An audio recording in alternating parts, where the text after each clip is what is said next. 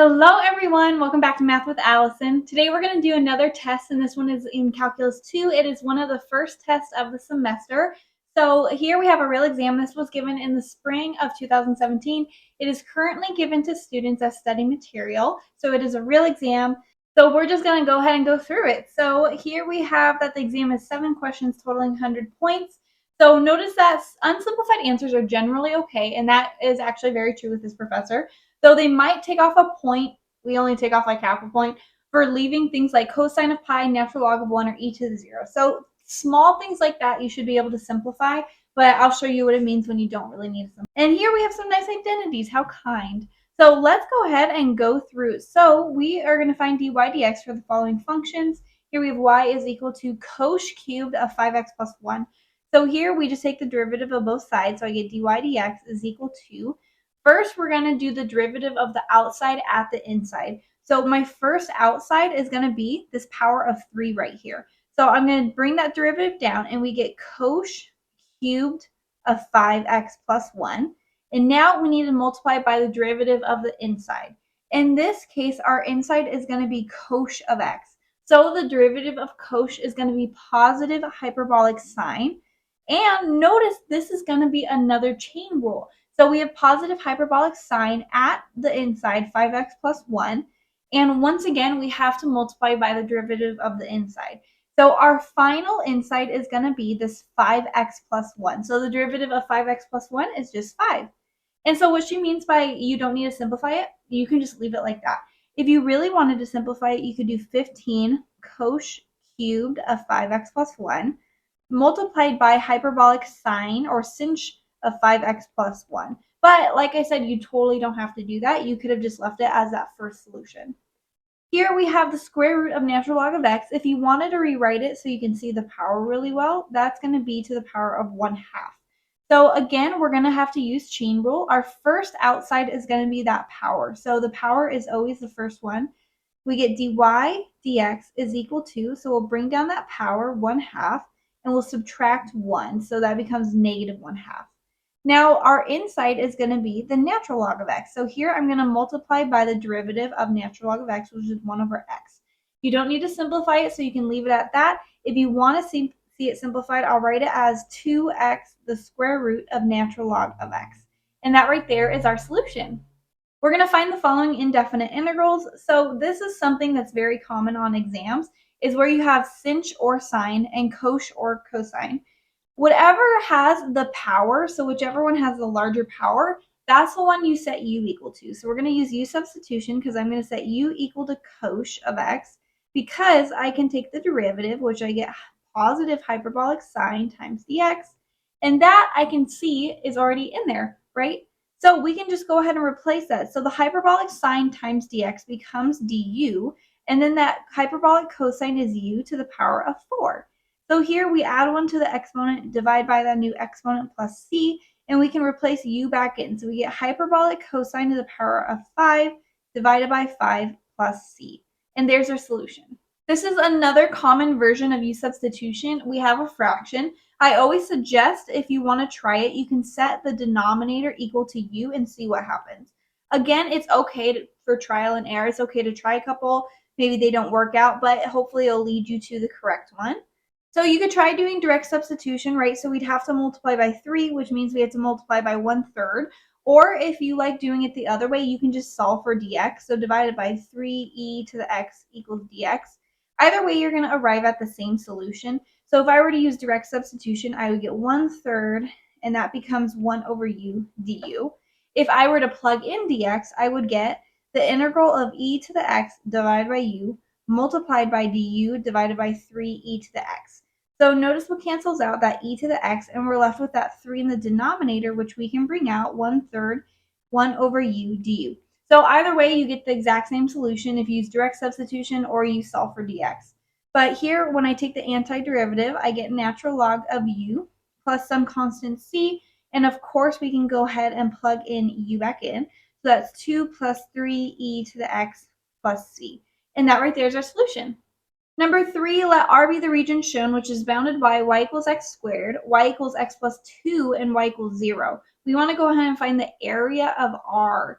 So we're not doing volume yet, so don't get ahead of yourself. But remember, the area of something like this, so we have area is equal to the integral from a to b of the upper function minus the lower function, right?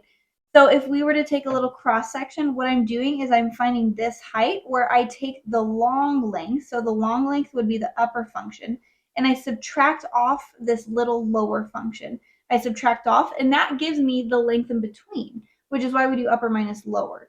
So now let's go and talk about what our upper and lower is. I can see really nicely what my upper is going to be, and it's going to be this entire x plus 2.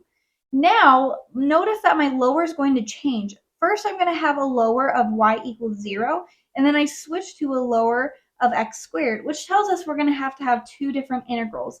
So first we have our, so let's do our first one. We have the integral from -2 of 0.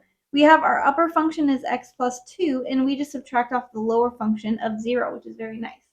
And then we're going to add the integral from 0 to 2. Our upper function is still x plus 2, but now we're going to subtract off x squared. So I'm going to go ahead and simplify that real quick. Now we can go ahead and take the antiderivative, so we get x squared divided by 2 plus 2x, and this is being evaluated between -2 and 0, plus, and now that becomes x squared divided by 2 plus 2x minus x cubed divided by 3 evaluated between 0 and 2. So when I plug in this first one, when I plug in 0, it's all going to go to 0, so minus, and then we plug in -2. -2 squared is going to be 4 divided by 2, and that will be plus 2 times -2. And now we can go ahead and do upper minus lower on this next one. So we get 4 divided by 2 plus 2 times 2 minus 8 divided by 3, and then minus 0, right? So do not forget to distribute this minus sign. I see that being dropped off all the time. So that becomes -2, and that will become a plus 4, right? And then we get plus 2 plus 4 minus 8 over 3. So those 2's cancel out, which is nice. This becomes 8. So we get 8 minus 8 divided by 3. I don't think actually you need to simplify given the instructions. So if you wanted, you could leave it like that. If you don't like that, you could rewrite that as 24 divided by 3 minus 8 over 3, and that is equal to 16 divided by 3. So either of those solutions are totally correct. There is another way to do this, so I'm going to set up the other way. So another way to find the area is to do it in terms of y, so the integral from c to d. And when you do it in terms of y, you take the right length, or the right function, and you subtract off the left function. So actually, we could do this for this entire function. So our cross sections are going to look something like this. We're going to take our right function, which is x squared, and we can go ahead and subtract off our left function, which is x plus 2. So let's go ahead and set that up. Notice we're starting at 0 and we're going up to 4. So those are our bounds. So now we need to go ahead and rewrite both of those in terms of y. So first we have y equals x squared, which is our right function. Taking the square root of both sides, we get what x is equal to. So first we have the square root of y minus, and then we have x plus 2 is equal to y. So x is equal to y minus 2. So that becomes y minus 2 dy. So let's go ahead and distribute that minus sign. I'm going to rewrite that as y to the 1/2 so we can really see power rule, and that becomes plus 2. Let's take the antiderivative, so we get y to the 3/2 divided by 3/2 minus y squared divided by 2 plus 2y evaluated between 0 and 4. So when we divide by a fraction, what we can do is multiply by the reciprocal. So we can just multiply that by 2/3. Okay, so here we can just plug in 4, so we get 2/3 times 4 to the 3/2 minus 4 squared, which is 16 divided by 2, plus 2 times 4, which is 8. And then when we plug in 0, that all goes with 0. So let's go ahead and do this thing. So if you don't remember 4 to the 3/2, what that means is we're taking the square root of 4 and we're raising that to the power of 3. So that's 2 to the power of 3, which is 8. So here we have 8 times 2, which is 16 divided by 3. And then 16 divided by 2 is 8, and then plus 8, and those cancel out. So we're just left with 16 divided by 3, which is the exact same solution that we had. So you can do this either way. I've even seen another way where people actually just find the area of this triangle, just 1/2 base times height, and then they actually do the integral version for the second half. So whatever your heart desires, you'll end up with a value of 16/3. Let R be the region shown which lies between 1 over x, 0, and x is equal to 1 to 3. We're going to find the volume of the solid when we revolve R around the x-axis. So they recommend using washer method. How nice of them. So let's go ahead and do this thing. We're going to revolve around the x-axis, which means this is going to reflect on this side like this. If you like to draw images, you can always draw on there. And what we're going to do is we're going to take a slice of it, right? So this slice is going to look like a circle. So let's go ahead and draw out our circle. The area of the circle is pi r squared, and our radius is going to extend from the center up. So here, if we look at our image, we're going to take the radius starting right here, and we're going to go up to our function. And so that tells me my radius is going to be equal to 1 over x. So here we have the area is equal to pi times 1 over x quantity squared, or pi over x squared. So now what we're doing is we're adding up all of these slices between 1 and 3 dx, which represents all of those tiny little widths, right? So here, let's go ahead and integrate this. So this is 1 to 3 pi x to the negative 2 dx. So that pi is a scalar multiple. It just hangs out. We add 1 to the exponent, so that becomes x to the negative 1, divide by that new exponent, and we're evaluating this between 1 and 3. So if you wanted to rewrite that, that's negative pi divided by x evaluated between 1 and 3. So here we get negative pi divided by 3, and that will become a plus, right, because we subtract a negative pi divided by 1. So we get pi minus pi over 3, or if you wanted, you could write that as 2 pi divided by 3. Either of the solutions are totally going to be fine.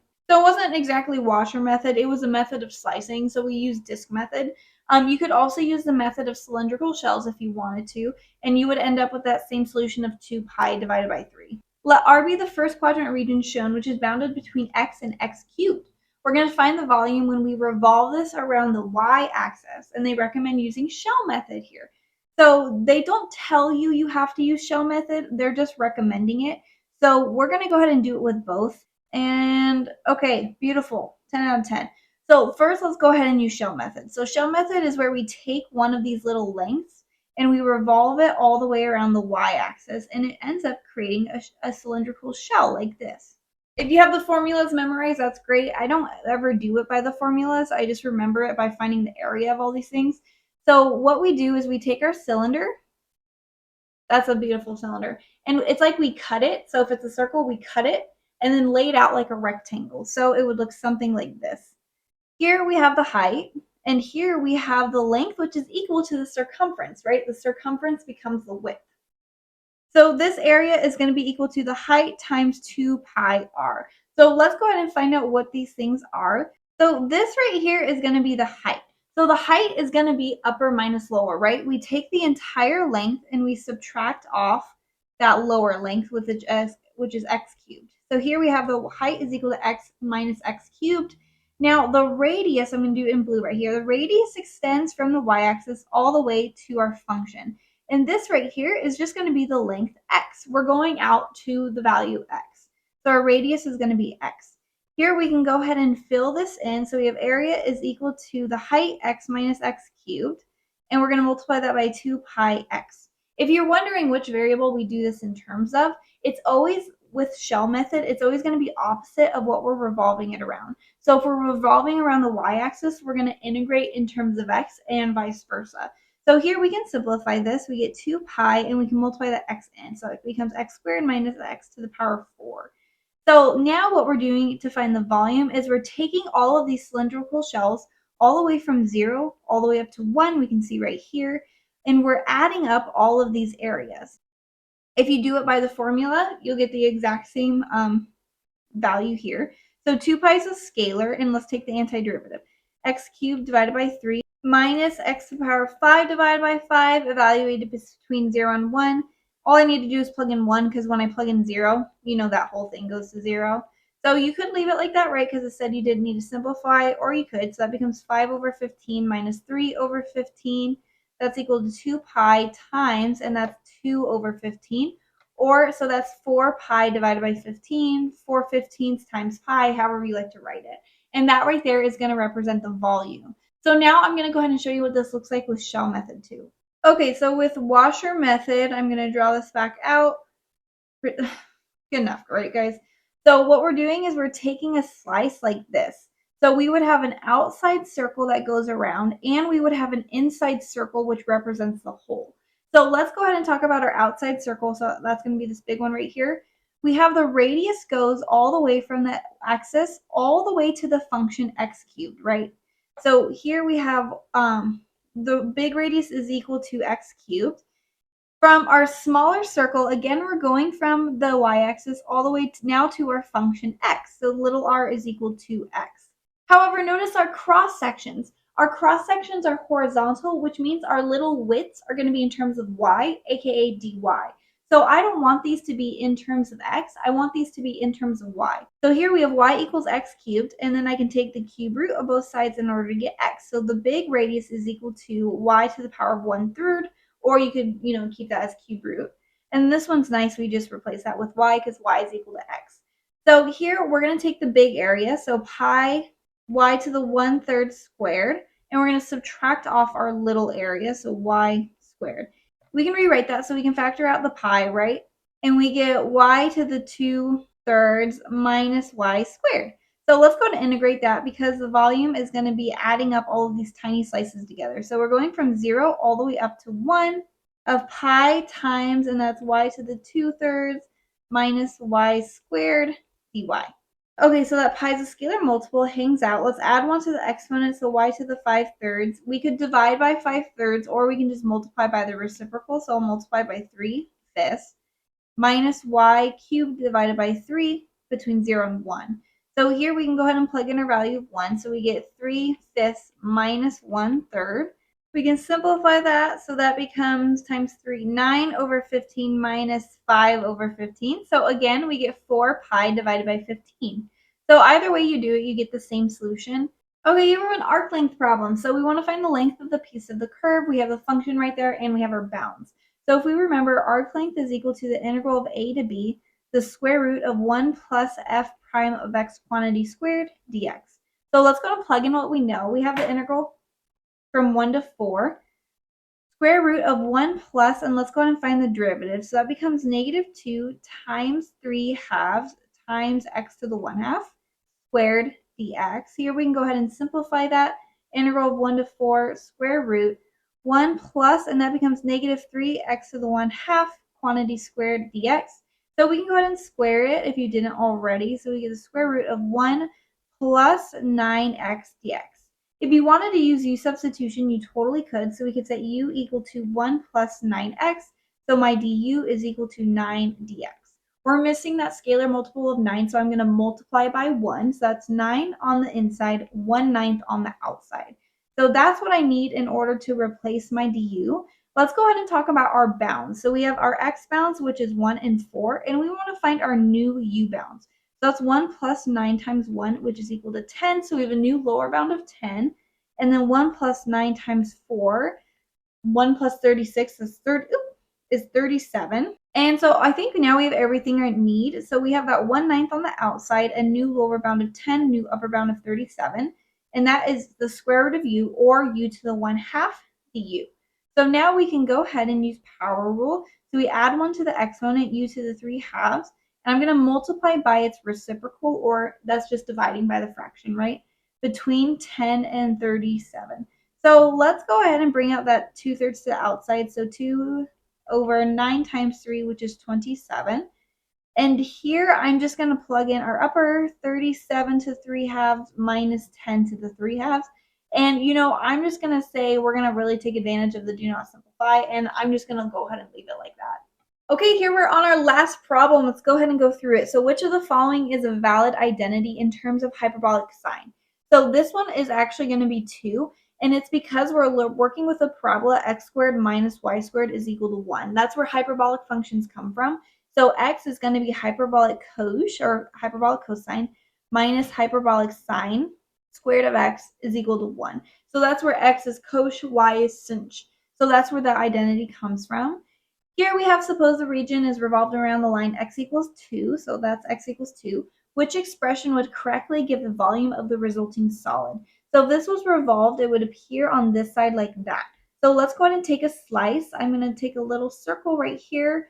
Notice that we would have this outer circle, and we would also have a little inner circle. So let's go ahead and talk about those radius. The big radius is going to go all the way from the line 2 to our function x. So we're going to take 2, that entire length, and we're going to subtract off that little value of x because this is y is equal to x, right?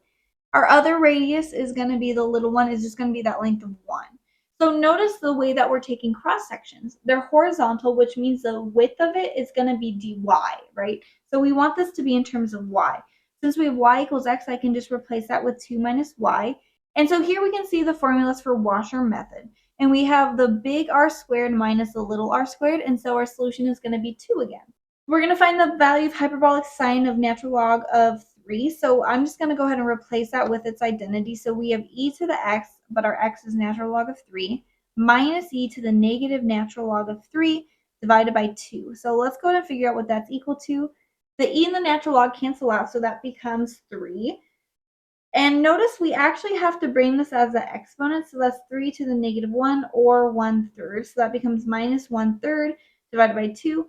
So that's 9/3 minus 1/3 divided by 2. That is equal to 8 divided by 3 divided by 2.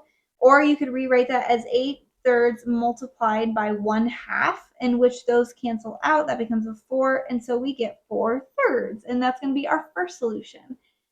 One more, everybody. Recall that a function is even and odd for those reasons. Which of the following statements is true? Sinh is even, cosh is odd, tanh is even, or is odd. So basically what we would want to do is prove these statements. So let's go ahead and try to prove one. So we have sinh is even, which tells us that we need this to work out. So I'm going to go ahead and plug in negative x. So this works out to e to the negative x minus e to the positive x divided by 2, which is not equal to normal hyperbolic sine. Remember that hyperbolic sine of x is equal to e to the x minus e to the negative x divided by 2. These two values are not equal, so I know that this is not going to be true. Let's go ahead and try the second one. So for hyperbolic cosine, it's like we can bring that negative out. So first I'm going to write out negative hyperbolic cosine. So that's negative e to the x plus e to the negative x divided by 2. We can distribute that negative in, and we get negative e to the x minus e to the negative x divided by 2. So now let's go ahead and see if this is equal to hyperbolic cosine of negative x. So we just replace that in, negative x plus e to the negative x divided by 2. That is equal to e to the negative x plus e to the x divided by 2. These two values are not equal, so I also know this isn't going to be true. By process of elimination, you could just know that 3 is going to be true. I can also go ahead and show you. So for 3, first what I'm going to do is take negative hyperbolic tangent of x. The sunshine is shining. So that's negative, and that's e to the x minus e to the negative x divided by e to the x plus e to the negative x. Oh gosh, that's a weird x. Let's distribute that minus sign just to the numerator. So negative e to the x plus e to the negative x divided by that whole thing stays the same. Okay, so that's negative hyperbolic tangent. Let's go ahead and find hyperbolic tangent of negative x, and we want these two to be equal. So that's e to the negative x minus e to the negative x divided by, and that's e to the negative x plus e to the negative x. Oh gosh, okay. So that becomes e to the negative x minus e to the positive x divided by, and that's e to the negative x plus e to the x. So notice how these are similar. Addition is commutative, so you can just go ahead and move those around how you wanted. So those are the exact same solution, which means that hyperbolic tangent is an odd function. So that's all I have for us today. If you enjoyed this video, I have many more like it. Make sure to check out my playlists. They're linked down below. Otherwise, please give this video a thumbs up and comment other problems or topics you'd like to see done. Thanks for watching.